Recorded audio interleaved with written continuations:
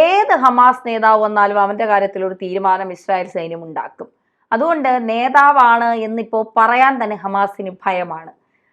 നേതാക്കന്മാരില്ല ഞങ്ങൾക്ക് എന്ന് പറഞ്ഞാണ് ഇപ്പോൾ മുന്നോട്ട് പോകുന്നത്. പക്ഷേ പിടിവിട്ടപ്പോൾ എപ്പോഴോ അടുത്ത നേതാവിനെ രംഗത്തിറക്കി. അതിനെയും ഇസ്രായേൽ സൈന്യം തീർത്തു. എന്താണ് സംഭവിച്ചത്? ഹമാസ് ഭീകരന്മാർക്ക് ഇനി രക്ഷയില്ല എന്നുള്ളതാണ് ഏറ്റവും പ്രധാനപ്പെട്ട വസ്തുത. ഒരു ഭീകരനെയും വെറുതെ വിടാനായിട്ട് ഇസ്രായേൽ സൈന്യമോ മൊസാദോ ഇനി കാത്തിരിക്കുന്നില്ല എന്നുള്ളതാണ്. എപ്പോൾ കിട്ടുമോ അപ്പം തീർക്കുക എന്നുള്ള നടപടിയിലേക്കാണ് കടന്നുകൊണ്ടിരിക്കുന്നത്. കഴിഞ്ഞ ദിവസം രസകരമായിട്ടുള്ളൊരു വീഡിയോ ഇസ്രായേൽ ഡിഫൻസ് ഫോഴ്സ് പങ്കുവച്ചിരുന്നു. അതിതാണ് യൂറോപ്യൻ ഹോസ്പിറ്റൽ, ഗാസയിലുള്ള ഒരു ഹോസ്പിറ്റലാണ്. ഹോസ്പിറ്റലിൻ്റെ എമർജൻസിയുടെ നേരെ മുന്നിൽ ഒരു കുഴി കുഴിച്ചപ്പോൾ നേരെ ചെന്നിറങ്ങുന്ന ഒരു ടണലിലേക്കാണ്. നമുക്കറിയാം 2024 യഹ്യ സിൻവർ എന്ന് പറയുന്ന ഭീകരൻ്റെ ടണല് നമ്മൾ കണ്ടതാണ്. അത്യാധുനിക സൗകര്യങ്ങളായിരുന്നു അതിനകത്തുണ്ടായിരുന്നത്. അതിന് സമാനമായിട്ടുള്ള ഒരു ടണൽ തന്നെയാണ് ഇവിടെ ഉള്ളത്. കോൺക്രീറ്റ് ഭിത്തികൾ കൊണ്ട് നിർമ്മിച്ച ഒരു കമാനം വെച്ച് മണ്ണ് വീഴാതിരിക്കാൻ നിർമ്മിച്ചിരിക്കുന്ന എല്ലാ സൗകര്യങ്ങളും കൂടിയ ഒരു ബങ്കറാണ്. ആ ബങ്കറിനകത്താണ് മുഹമ്മദ് സിൻവർ എന്ന് പറയുന്ന യഹ്യ സിൻവർ എന്ന മുൻ ഭീകരൻ്റെ സഹോദരൻ ഒളിച്ചിരുന്നത്. ആ ഭീകരനെയാണ് ഇപ്പോൾ ഇസ്രായേൽ സൈന്യം പോയി തീർത്തത്. ഇവന്മാരുടെ പണി എന്തുമായിരുന്നു? ഹോസ്പിറ്റലിനടിയിലാണ് ടണൽ കുഴിച്ചിരിക്കുന്നത്. എന്നിട്ട് അവിടെ ഇസ്രായേൽ അപ്പോൾ ആക്രമിക്കില്ലല്ലോ, ഹോസ്പിറ്റലിൽ ആക്രമിക്കും. പക്ഷേ അവിടെ ഇസ്രായേൽ നോട്ടീസ് കൊടുത്ത് അവിടെ അടിക്കും. അവിടെ അടിച്ചു കഴിയുമ്പോൾ പറയും, അയ്യോ ലോകമേ പ്രാർത്ഥിക്കണേ, ഞങ്ങളുടെ കുഞ്ഞുങ്ങളെ കൊല്ലുന്നേ, ഞങ്ങളെ കൊല്ലുന്നേ. ആശുപത്രികളിൽ വരെ കയറി ആക്രമണം നടത്തി ഇസ്രായേലിലെ ക്രൂരത. അതെ എന്നാണ് അവർ പറയുന്നത്. ഇവരെന്താ ചെയ്യുന്നത്? ഈ പറയുന്ന സാധാരണക്കാരായിട്ടുള്ള മനുഷ്യരെ പിടിച്ച് ബലിയാടാക്കുകയാണ് ചെയ്യുന്നത്. അവരെ പിടിച്ച് ഈ പറയുന്ന മനുഷ്യ കവചം തീർത്ത് ഭീകരവാദം നടത്തുന്ന സംഘമാണ് ഹമാസ് എന്ന് പറയുന്നത്. അതിഭീകരന്മാരാണ് അവന്മാർ. ഇവന്മാർക്ക് ഏത് തരത്തിലുള്ള ക്രൂരത ചെയ്യാനും മടിയില്ല. കുഞ്ഞുങ്ങളെ പോലും കൊല്ലുന്നവന്മാരാണ്. അതായത് കുട്ടികൾക്കുള്ള ഭക്ഷണ സാധനങ്ങൾ പോലും പിടിച്ചെടുക്കുന്ന ഭീകരരാണ് ഹമാസ് എന്ന് പറയുന്നത്. അതിൻ്റെ പ്രത്യേകത എന്ന് പറഞ്ഞു കഴിഞ്ഞാൽ നമുക്കറിയാം, കഴിഞ്ഞ ഒരു വർഷം മുൻപ് ഈ യഹ്യ സിൻവർ കൊല്ലപ്പെടുമ്പോൾ അയാളുടെ ബങ്കർ ഇസ്രായേൽ സേന പരിശോധിക്കുന്ന വീഡിയോ അന്ന് പുറത്തുവിട്ടായിരുന്നു. അന്ന് യഹ്യ സിൻവറിൻ്റെ ഭാര്യയുടെ കയ്യിലിരിക്കുന്ന ബാഗ്, ഹാൻഡ് ബാഗ് ഉണ്ടല്ലോ, സാധാരണ നമ്മളെ കൊണ്ടുനടക്കുന്ന ഹാൻഡ് ബാഗ്, കൂടി പോയി 200-300 രൂപ വരും. അവരുടെ കയ്യിലുണ്ടായിരുന്ന 28 ലക്ഷം രൂപയുടെ ഹാൻഡ് ബാഗാണ്. അത് തപ്പി സോഷ്യൽ മീഡിയ കുറേ നാൾ നടന്നു. ബാഗിന്റെ അപ്പൊ അത്രയും വിലപിടിപ്പുള്ള ഒരു വസ്തുവാണ് ഉപയോഗിച്ചത്. അതുപോലെ തന്നെ ഇയാൾക്ക് വേണ്ടിയിട്ട് ഒരു പ്രത്യേക അടുക്കള, ഇയാളുടെ എല്ലാ സുഖ സൗകര്യങ്ങളും ഉള്ള ഒരു ബെഡ്റൂം, പിന്നെ ഇയാളുടെ അനുയായികൾക്ക് കഴിയാനുള്ള മറ്റ് റൂമുകൾ, 4-5 ബാത്റൂം, അതിൽ എല്ലാ അത്യാധുനിക സൗകര്യങ്ങളുള്ള ഒരു ക്ലോസറ്റ്, അതിന് വേണ്ട മറ്റ് സംവിധാനങ്ങൾ, ഷവർ ഏരിയ, ഇങ്ങനെ എല്ലാം കൊണ്ടും സുഖലോലുപതയിലാണ് ഇയാൾ കഴിഞ്ഞിരുന്നത്. യഹ്യ സിൻവർ എന്ന് പറയുന്ന ഭീകരൻ. ഇയാൾ പുറത്തിറങ്ങില്ല. ഇതിനകത്തിരുന്നു കൊണ്ട് ഹമാസിൻ്റെ പ്രവർത്തനങ്ങളെ നിയന്ത്രിക്കും. എന്നിട്ട് മറ്റ് സ്ഥലങ്ങളിൽ ഇയാൾ ഉണ്ട് എന്നുള്ള വ്യാജ സന്ദേശങ്ങൾ പരത്തും. അങ്ങനെയാണ് ഇവരുടെ നിരന്തരമായ പ്രവർത്തനങ്ങൾ ഇവർ നടത്തിക്കൊണ്ടിരുന്നത്. അങ്ങനെ ഈ ഭീകരൻ ഒളിച്ചിരുന്നപ്പോഴാണ് ഹമാസ് അവിടെ അടിച്ച് തകർത്ത്, അപ്പോൾ ഇയാൾ അവിടുന്ന് രക്ഷപ്പെട്ടു. മറ്റിടത്ത് വെച്ചാണ് ഇയാളെ വധിക്കുന്നത്. അങ്ങനെ ഇയാൾ പല സ്ഥലങ്ങളിലേക്ക് നടന്നിരുന്നു. അതുപോലെയുള്ള ഒരു ഭീകരനെയാണ് ഇപ്പോൾ മുഹമ്മദ് സിൻവർ എന്ന് പറയുന്ന പൊതുജനങ്ങളുടെ മുമ്പിലേക്ക് വരിക പോലും ചെയ്യാത്ത യഹ്യ സിൻവറിൻ്റെ സഹോദരനായ ഭീകരനെ ഹമാസ് സേന കൈ കിട്ടിയപ്പോൾ എടുത്ത് പെരുമാറി അയാളെ കൊന്നത്. എയർ സ്ട്രൈക്കിലാണ് കൊല്ലുന്നത്. വലിയ രീതിയിലുള്ള വ്യോമാക്രമണം നടത്തിയ മേഖലയിൽ. അപ്പോൾ ഈ യൂറോപ്യൻ ഹോസ്പിറ്റലിൽ ഇരിക്കുന്ന ആ ഭാഗത്ത് ആക്രമണം നടത്തിയതിന് പിന്നാലെയാണ് ഇയാൾ കൊല്ലപ്പെട്ടതെന്നാണ്. പക്ഷെ നേരത്തെ ഇയാളാണെന്ന് സ്ഥിരീകരിച്ചില്ലായിരുന്നു.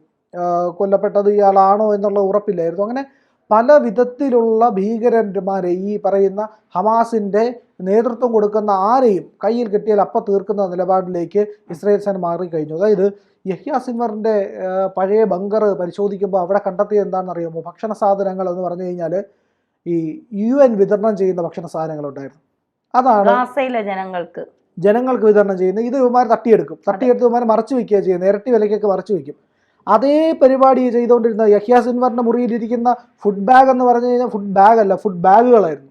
അടുക്കി ഒഴുക്കി വെച്ച ഇത് മൊത്തം UN നിന്നും തട്ടിയെടുത്തതാണ്. തട്ടിയെടുത്തിട്ട് ഈ ജനങ്ങൾക്ക് വിൽക്കാതെ ഇവരുടെ സുരക്ഷയ്ക്ക് സുരൂപതയ്ക്ക് ഉപയോഗിച്ചുകൊണ്ടിരിക്കുകയായിരുന്നു. ജനങ്ങൾ ഇത് പൈസ കൊടുത്ത് വാങ്ങിക്കണം. UN ഫ്രീ ആയിട്ട് കൊടുക്കുന്ന സാധനം ഈ ഹമാസിന്റെ കയ്യിൽ നിന്ന് ജനങ്ങൾ പൈസ കൊടുത്ത് വാങ്ങിക്കേണ്ട ഗതികേടാണ്. ഇവിടെ ഇവന്മാരെ കാരണം ഗാസയിലെ ജനങ്ങൾക്ക്, കുഞ്ഞുങ്ങൾക്കോ സ്ത്രീകൾക്കോ ഒന്നും ഒരു സമാധാന ജീവിതമില്ല. പക്ഷെ ഇവരെയൊക്കെ മക്കൾ വലിയ ആഡംബര ജീവിതമാണ് ഈ ഭൂഗർഭ അറകളിൽ നടത്തിയിരുന്നത് എന്നൊക്കെയുള്ള വിവരങ്ങൾ വന്നു. എന്നിട്ട് ഈ ഹമാസോളികളുണ്ടല്ലോ, കുറെ ഹമാസ് സ്നേഹികളുണ്ടല്ലോ, ഇവന്മാർ ഇസ്രായേലിനെതിരെ വലിയ രീതിയിലുള്ള എന്താ പറയുക പിന്നെ വിമർശനങ്ങൾ, ആക്ഷേപങ്ങൾ, ആരോപണങ്ങളൊക്കെ ഉന്നയിക്കും. ഇസ്രായേൽ കുഞ്ഞുങ്ങളെ കൊന്നു തള്ളുന്നു, പലസ്തീന് സ്വാതന്ത്ര്യം വേണം. പലസ്തീന് സ്വാതന്ത്ര്യം വേണമെങ്കിൽ ആദ്യം ഹമാസ് മുച്ചോടെ മുടിയണം, എങ്കിലേ പലസ്തീന് സ്വാതന്ത്ര്യം കിട്ടും. ഭീകരവാദം എന്ന് അവസാനിക്കുന്നു അന്ന് നമ്മൾ എന്താണ് പറയുന്നത്? പാകിസ്ഥാനോട് നിങ്ങൾക്ക് വെള്ളം തരാം, പക്ഷെ നിങ്ങൾ ആ ഭീകരരെ കൈമാറണം. ഭീകരവാദം എന്നത്തേക്കുമായിട്ട് അവസാനിപ്പിക്കും. അതേ ഇസ്രായേലും പറയുന്നുള്ളൂ. ഇത് ഒക്ടോബർ 7 വരെ ഒരു പ്രശ്നവും ഇല്ലാതിരുന്ന രാജ്യം, സമാധാനമായിട്ട് എല്ലാവരും ജീവിച്ചുകൊണ്ടിരുന്നിടത്ത് ഹമാസ് ഒരു ദിവസം ആക്രമണം നടത്തി 10,500 പേരെ കൊല്ലുകയും 10,200 പേരെ പിടിച്ചുകൊണ്ടുപോയി തടവിലാക്കുകയും ചെയ്തതോടുകൂടി തുടങ്ങിയ പ്രശ്നമല്ലേ ഇത്? ഈ പറയുന്ന പാലസ്തീൻകാരെന്ന് പറയുന്നവർക്ക് യാതൊരു അവകാശവും ഇല്ലാത്ത ഭൂമി അവർ കയ്യേറിയതാണ്.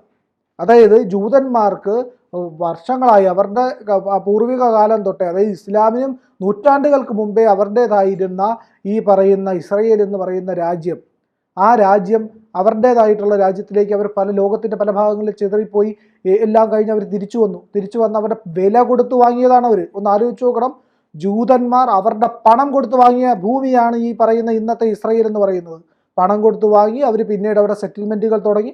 അങ്ങനെയാണ് അവരവിടെ ജീവിച്ചത്, അങ്ങനെയാണ് അവർ മുന്നോട്ട് പോയത്. അപ്പോഴാണ് ഇവർക്ക് നേരെ ആക്രമണം തുടങ്ങിയത്, അപ്പോഴാണ് അവർ തിരിച്ചടിക്കാൻ തുടങ്ങിയത്. അങ്ങനെ വന്നപ്പോഴാണ് എന്ത് ചെയ്തത്? 1970 ഈ പറയുന്ന ജോർദാൻ എന്ന് പറയുന്ന രാജ്യം അവിടെയുള്ള മുഴുവൻ പാലസ്തീൻകാരെ അടിച്ചിറക്കി. അപ്പോൾ അവർ നേരെ ഇസ്രായേലിൽ പോകുമല്ലോ, അവിടെ ചെന്ന് പ്രശ്നം ഉണ്ടാക്കുമല്ലോ. ശരിക്കും ഈ പാലീസുകളുടെ രാജ്യം, പാലസ്തീൻ എന്ന് പറയുന്ന രാജ്യം ഈ ജോർദാൻ നദിയുടെ അപ്പുറമാണ്. അതായത് ജോർദാൻ എന്ന് പറയുന്ന രാജ്യമാണ് പാലീസുകളുടെ രാജ്യം. അവിടെയാണ് അവർ ജീവിച്ചിരുന്നത്. അല്ലാതെ ഈ പറയുന്ന ഇസ്രായേലുമായിട്ട് യാതൊരു അവകാശവും ഇവർക്കില്ല. ആ അവകാശങ്ങൾ ഇല്ലാത്തടത്താണ് ഇവർ വന്ന് ഭീകരവാദ പ്രവർത്തനം നടത്തി യാ അല്ലാ ഞങ്ങളെ കൊല്ലുന്നേ എന്ന് പറഞ്ഞുകൊണ്ടാണല്ലോ നിലവിളിക്കുന്നത്. ഇത് ഇവർ ഇങ്ങനെ ലോകം മൊത്തം എന്തിനാണ് ഈ പറയുന്ന ഇവർ ഈ പ്രശ്നം ഉണ്ടായിക്കൊണ്ടിരിക്കുന്നത്? യൂറോപ്പിൽ പ്രശ്നം, ഏഷ്യയിൽ പ്രശ്നം, ആഫ്രിക്കയിൽ പ്രശ്നം, ഇവരെ പോകാത്ത ജൂതന്മാരുമായിട്ട് പ്രശ്നം, ഹിന്ദുക്കളുമായി പ്രശ്നം, ക്രിസ്ത്യാനികളുമായി പ്രശ്നം, ഈ പറയുന്ന ബുദ്ധിസ്റ്റുകളുമായിട്ട് പ്രശ്നം. വേറെ ആർക്കും ഇത് വലിയ ഹിന്ദുക്കൾക്ക് ലോകത്ത് ആരുമായിട്ടെങ്കിലും പ്രശ്നമുണ്ടോ? ഇല്ലല്ലോ.